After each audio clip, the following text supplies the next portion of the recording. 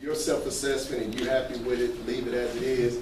But look at it, because I think some of us got the levels twisted. Level 1 is ineffective. Level 2 is, y'all stop that. Level 2 is needs development.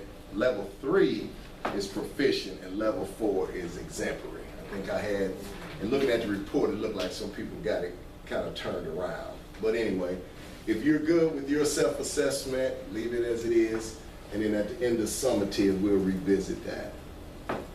All right, we always talking about our student growth data or our student growth percentiles. Just to make sure you got a clear understanding of that, we got a little short 3-minute video.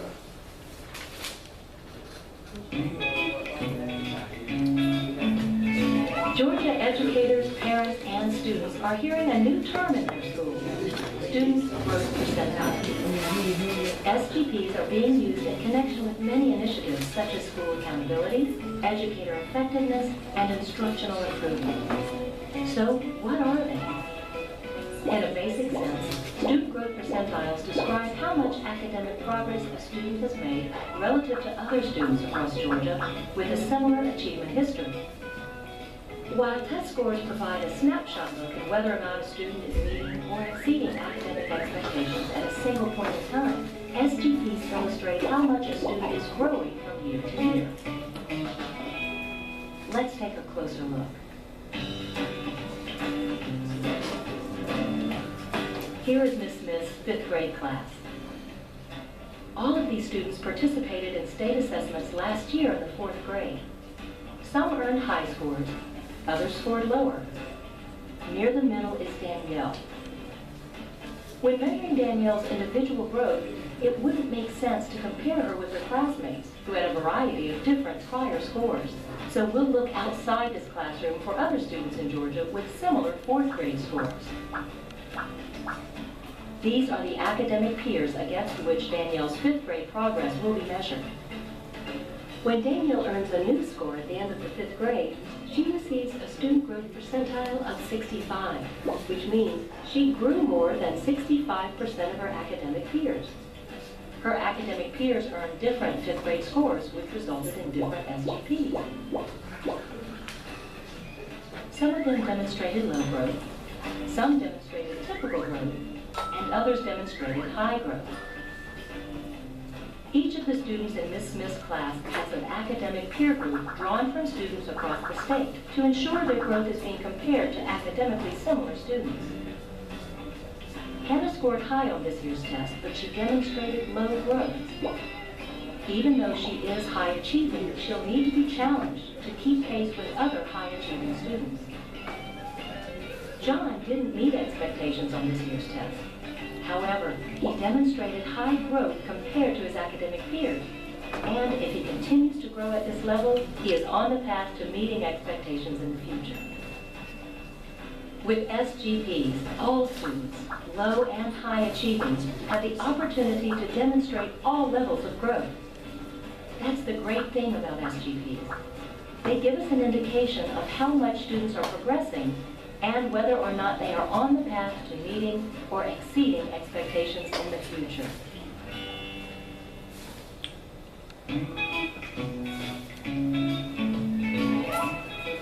SGPs provide a new, insightful way of understanding students' academic progress. Used in conjunction with other measures of student achievement, SGPs are a powerful tool for understanding and improving student performance in Georgia. For more information about student growth percentiles, visit us at gsgm.gavoe.org. Okay, so hopefully that'll give us a little better understanding of how these student growth percentiles are determined, because it's based on the students, and they're compared to other students with their same type of test scores. This is the student growth percentile, how it looks, the student growth percentile model. And of course, it has 4 areas: high achievement and low growth, high achievement and high growth, low achievement and higher growth, and lower achievement and lower growth. All right. Where we want to work towards is on this side of the line here. Up in this area, excuse me, right here. This is 9th grade literature. The blue dot is us as compared to the rest of the state and the other counties. So we're right up here with the high achievement, and we're moving in the right direction. We just want to stay here and keep moving this way. Okay, so we're right there as far as high achievement, and but it had low growth, but they had the high achievement. So I'll take that as opposed to any of these, as opposed to low achievement and lower growth. But you want to continue working to get across this line and to get over in this area right here. Okay, right here is your student growth percentiles here. A typical growth is 35 to 65, and then high growth is 66 to 99. So we want to be somewhere between typical and high. Let's see what, like this was 36, this was 36.5. So that's typical growth, okay, which is pretty good. And that's where you want to be, or that's where you want to be working towards, okay? Any questions on student growth percentiles or how this model is set up and how we're how it's determined? Okay.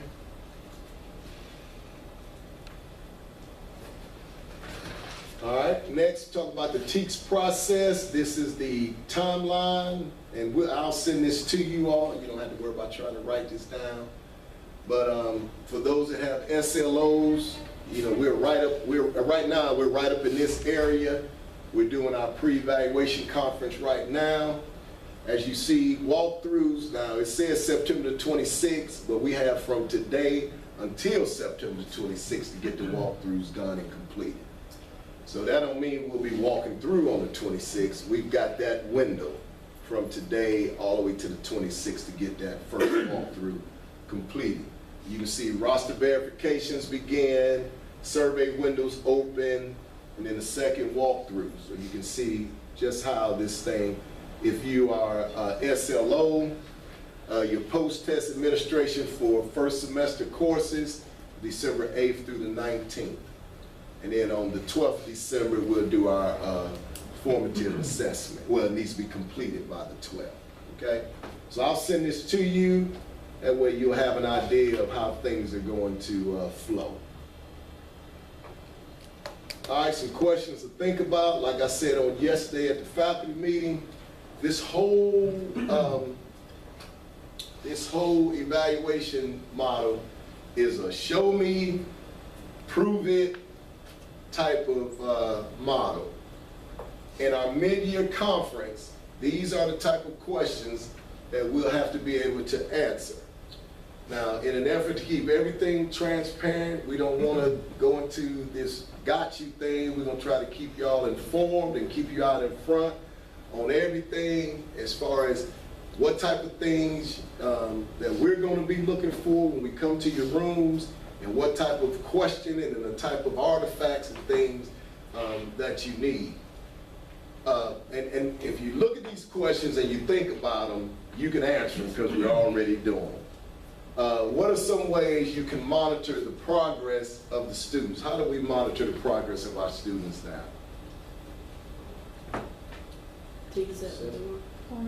Formative assessments, which is ticket out the door. We monitor our students' progress that way. What's another way we do it?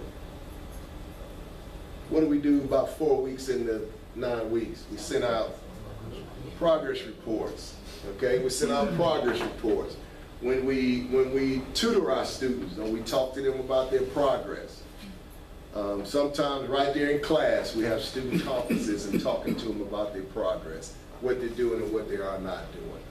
The types of artifacts can you share to show growth towards student growth targets and mastery of courses? What type of artifacts can you share to show the growth? Portfolios, student work, data notebooks, grade books, yeah, all of those things, the stuff that you can show to formative assessments, summative assessments, all of those things you can show that lets you know the students are going towards their targets, growth targets, and mastering their courses. How can you make sure the students know and understand their growth targets? What's something we have up on should have up on our boards? Using the standardized classroom every day. Exactly. Our frameworks. We do our opening, or we do our warm-ups, or we do our openings. We have up there what the things that we're trying to accomplish, whether it's for that day or whether it's for that week. And Ratan that standard, read aloud, talk aloud.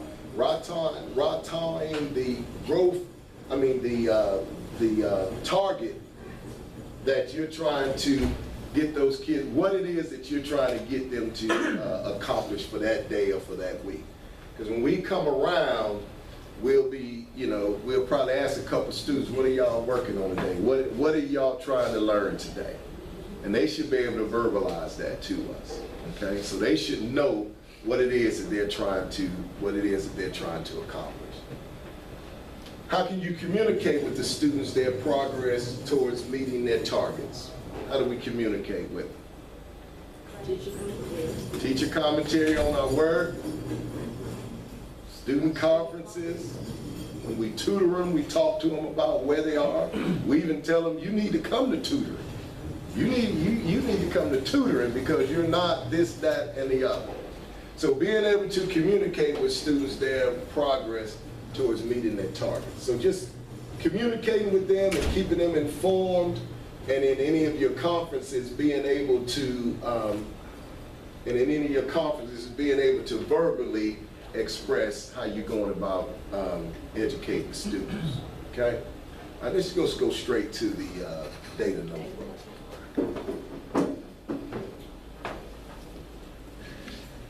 Any questions on student growth models, the TEACS process? Any questions on that? The next thing we're going to talk about is our data notebooks. I know last year we tried that and it was about as clear as mud, and I don't think we ever got to where everybody was comfortable with the data notebook. So I'm going to try to clear this thing up and hopefully answer some questions so we can get this process started. Now, the first thing that we did was we looked at the first modification we made in this area right here. Instead of writing standards, what we're going to do is you can put in here what your learning target is. All right, because I know a lot of you, and I think English is one of them, where your standards are so broad, it's hard to come up with it.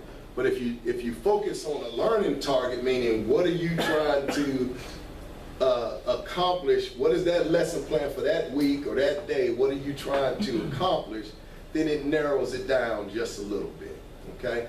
Now this is on the tiny URL site, this form right here.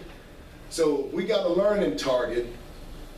The learning target goes right here, okay? So if I got a learning target of, somebody throw out one. Somebody throw out a learning target. Students understanding foreshadowing. Okay. Students understanding foreshadowing, okay? All right, that's a learning target, okay? What we'll do is we'll formally assess what they know, right at the beginning. We'll just give them 5 questions just to kind of get an idea of what they know about that learning target, okay? Once they answer those questions, now remember, this is a formative assessment. So if you want to, once they finish it and you want the kids to just swap papers and grade your neighbor's paper and stuff like that, that's fine. Because what it is just a snapshot of, it gives you an idea of where my focus should be, okay? The student, okay, it seems like they got a handle on this part, maybe I need to pay more attention to this area. So, and earlier in one of the sessions, one of the teachers was having her issue was having time to grade